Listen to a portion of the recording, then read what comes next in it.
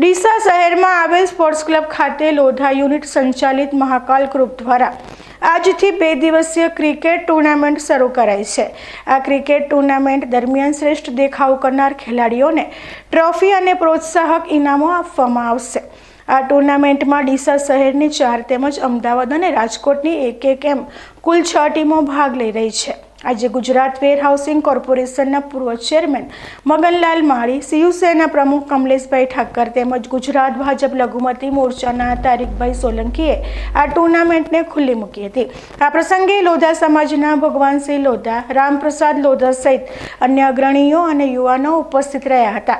Cricket ટુર્નામેન્ટને ખુલ્લી મુકાયા બાદ ઉપસ્થિત મહાનુભાવો તેમજ રાજકોટ અને અમદાવાદથી પધારેલ મહેમાનોનું મહાકાલ ગ્રુપ ડીસાના આયોજકો દ્વારા પુષ્પગુચ્છ અર્પણ કરી સન્માન કરાયું હતું। આ ટુર્નામેન્ટની ઉદ્ઘાટન મેચ ડીસાની જય જોગમાયા 11 અને બજરંગ 11 વચ્ચે રમાઈ હતી। આ ટુર્નામેન્ટનો પ્રારંભ કરાવ્યા બાદ મગનલાલ માળી સહિત અન્ય અગ્રણીઓએ લોધા સમાજના યુવા ક્રિકેટરોને શુભકામનાઓ પાઠવી હતી।